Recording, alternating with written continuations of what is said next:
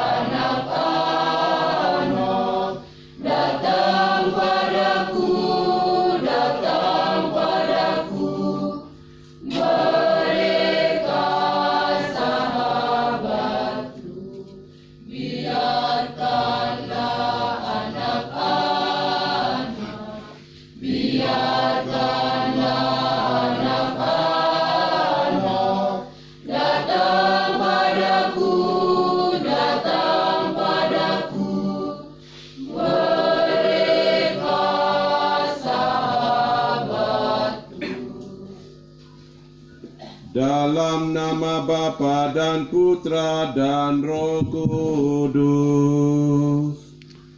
Amin.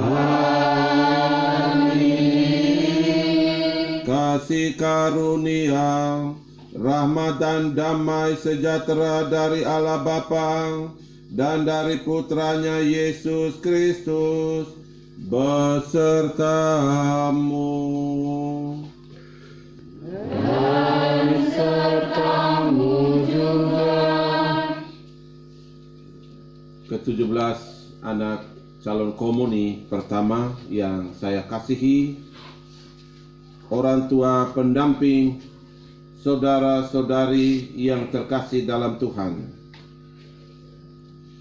Kita semua tahu anak-anak yang sedang kita dampingi adalah buah cinta kasih kedua orang tua yang kini akan menjadi sahabat Yesus hari ini. Kepada kita orang tua, Allah menganugerahkan hidupnya lewat anak-anak yang kita lahirkan dan teristimewa kita didik untuk menjadi lebih dewasa dalam kepribadian, iman, dan seluruh dirinya. Kita perlu tahu dan sadar bahwa kehadiran mereka yang setiap hari ada dengan kita justru telah memperkaya hidup kita dan teristimewa membawa anugerah Allah di tengah-tengah keluarga kita, sumber sukacita dan sumber pengharapan. Untuk itu, pada momen berahmat hari ini, sambut baru, kita menyerahkan seluruh wujud, niat hati kita, harapan kita di hadapan Tuhan untuk mereka, anak-anak kita yang hari ini menerima komuni pertama, untuk menggapai masa depan yang lebih baik, teristimewa dalam kematangan iman, berhadapan dengan Tuhan, dan menjadi rasul untuk banyak orang. Mulai hari ini dan seterusnya, kita meletakkan dasar yang tepat untuk anak-anak kita. Tentu mereka tidak luput, dan kita semua tidak luput dari dosa dan salah. Mari pada awal perayaan Ekaristi ini, kita menyesali atas segala dosa dan salah. Saya mengaku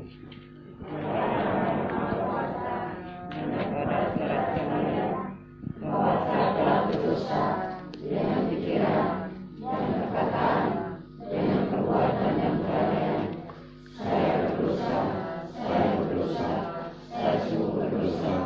oleh sebab itu saya mohon kepada Santa Prawa Maria, kepada para malaikat dan orang kudus, dan kepada saudara sekalian, supaya mendoakan saya pada Allah Tuhan kita. Semoga Allah yang Maha Rahim mengasihani kita, mengampuni dosa kita, dan menghantar kita ke hidup yang kekal. Amin.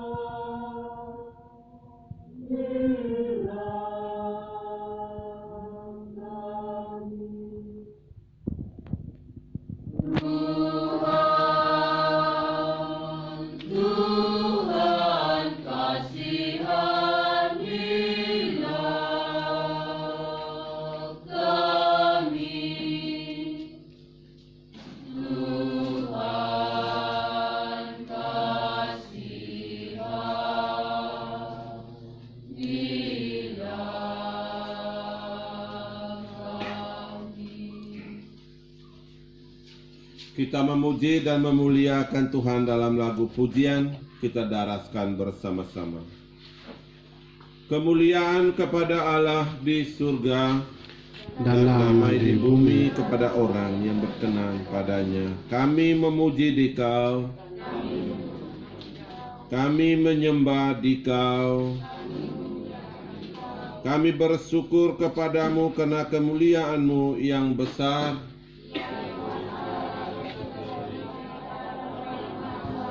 Ya Tuhan Yesus Kristus, Putra yang tunggal, Engkau yang menghapus dosa dunia, kasihanilah kami. Engkau yang duduk di sisi Bapa, kasihanilah kami. Hanya Engkaulah Tuhan, hanya Engkaulah Yesus Kristus, bersama dengan Roh Kudus dalam kemuliaan Allah Bapa. Amin. Marilah berdoa. Allah Bapa Maha Pengasih dan Penyayang, Engkau telah menunjukkan kepada kami kasih dan kebaikan-Mu melalui Yesus Kristus Putra-Mu. Kami bersyukur kepadamu karena pada saat ini Engkau akan menjumpai kami secara khusus anak-anak-Mu yang untuk pertama kalinya akan Engkau satukan dengan tubuh dan darah Yesus Kristus. Semoga mereka selalu setia, bersyukur dan bersukacita, atas kebaikan dan cinta kasih-Mu, demi Kristus Tuhan dan pengantara kami. Amin.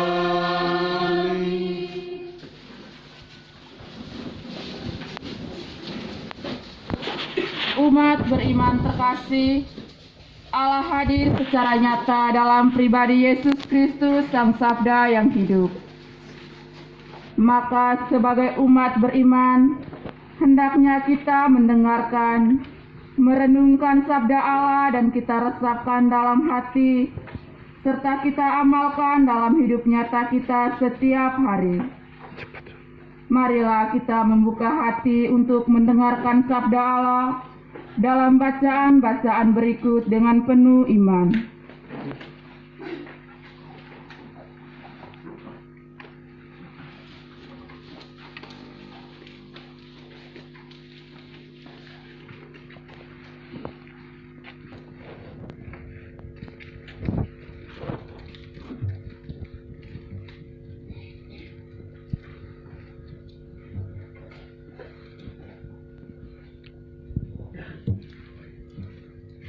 Bacaan pertama. Kristus adalah pengantara dari perjanjian yang baru. Bacaan yang diambil dari surat Rasul Paulus pada jemaat di Ibrani. Tapi Kristus telah datang sebagai imam besar untuk hal-hal yang baik yang akan datang. Ia telah melintasi kemah yang lebih besar dan yang lebih sempurna, yang bukan dibuat oleh tangan manusia, artinya yang tidak termaksud dan ini. Dan ia telah masuk satu kali untuk selama-lamanya ke dalam tempat yang kudus, bukan dengan membawa darah domba jantan dan darah anak lembu, tetapi dengan membawa darahnya sendiri. Dan dengan itu ia telah mendapat kelepasan yang kekal. Sebab jika darah domba jantan dan darah lembu jantan dan percikan abu lembu muda menguduskan mereka yang najis, sehingga mereka disucikan secara lahiriah, betapa lebihnya darah Kristus yang oleh Roh yang kekal telah mempersembahkan dirinya sendiri kepada Allah sebagai persembahan yang tak bercacat, akan menyucikan hati nurani kita dari perbuatan-perbuatan yang sia-sia, supaya kita dapat beribadah kepada Allah yang hidup. Karena itu, ia adalah pengantara dari suatu perjanjian yang baru, supaya mereka yang telah terpanggil dapat menerima bagian yang kekal yang dijanjikan. Sebab ia telah mati untuk menebus pelanggaran-pelanggaran yang telah dilakukan selama perjanjian yang pertama. Demikianlah sabda Tuhan. Syukur.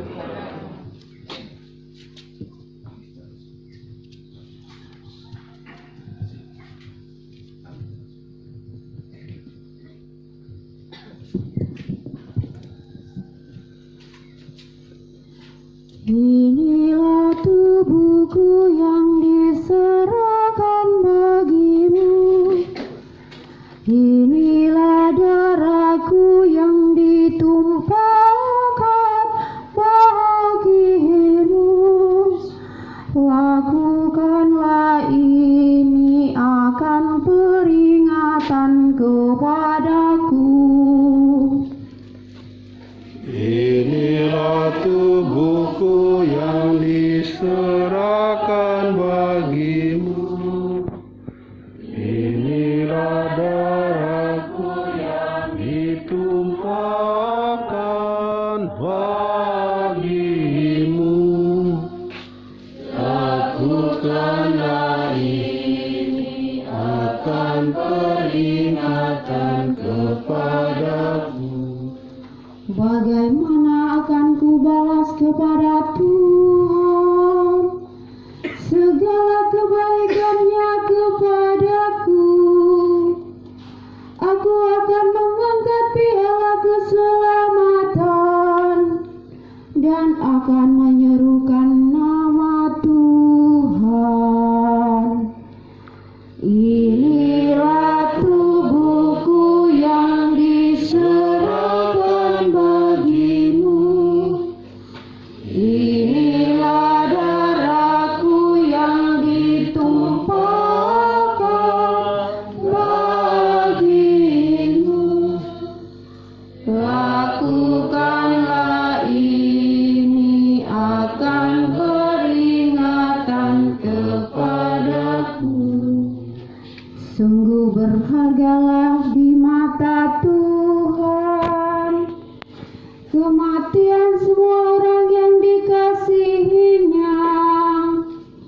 Ya Tuhan, aku hambamu, anak dari sahayamu. Engkau telah melepaskan belengguku. Inilah tubuhku yang serahkan bagimu. Inilah darahku yang ditumpahkan bagimu. Lakukanlah ini akan peringatan kepadaku. Aku akan mempersembahkan kurban syukur kepadamu dan akan menyerukan nama Tuhan.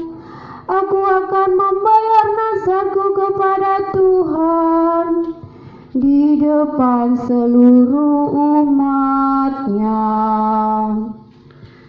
Inilah tubuhku yang diserahkan bagimu. Inilah darahku yang ditumpahkan bagimu. Lakukanlah ini akan peringatan kepadaku. Terpujilah Kristus Tuhan, Raja mulia dan kekal. Terpujilah Kristus Tuhan, Raja mulia dan kekal. Aku memberikan perintah baru kepada kamu, yaitu supaya kamu saling mengasihi, sama seperti aku telah mengasihi kamu. Terpujilah Kristus Tuhan, Raja mulia dan kekal.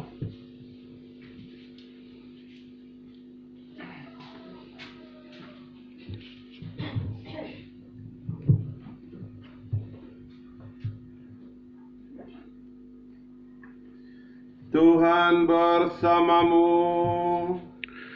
Dan bersama roh. Inilah Injil Yesus Kristus menurut Yohanes.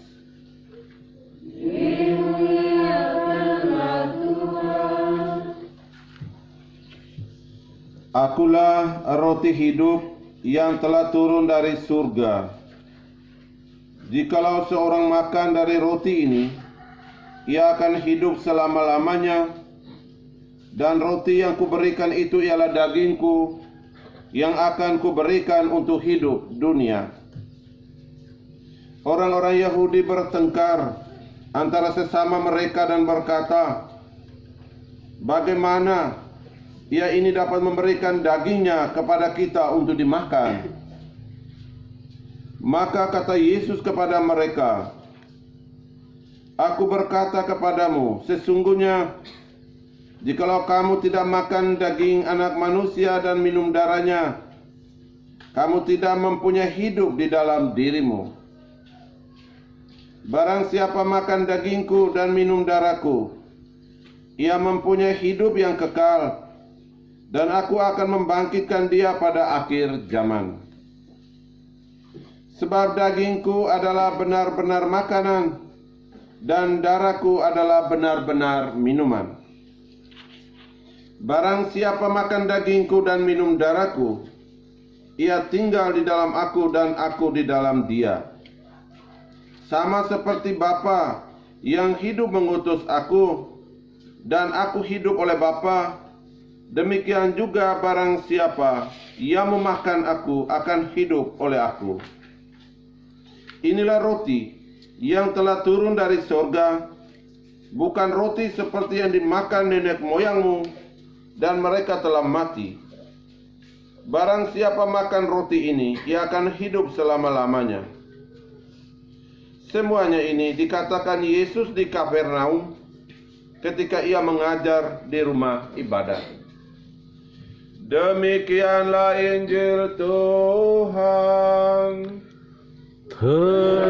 Terpujilah Kristus.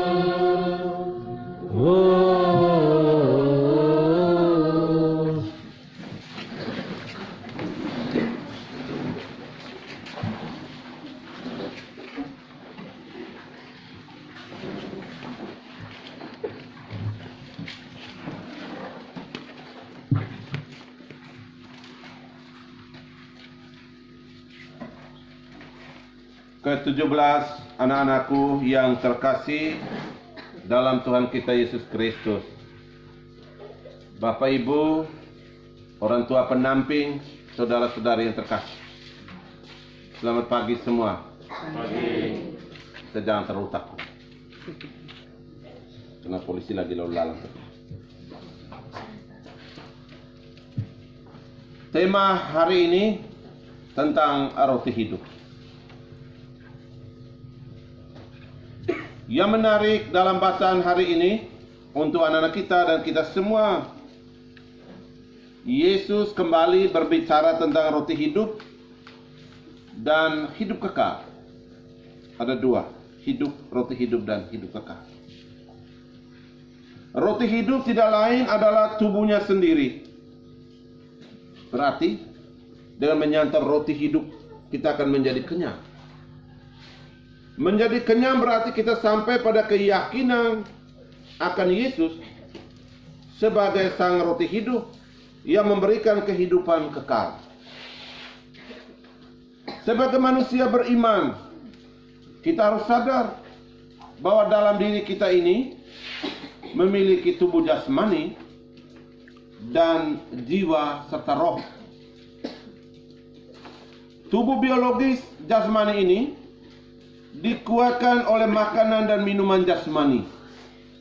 Tubuh kita harus kuat, sehat, stamina oke.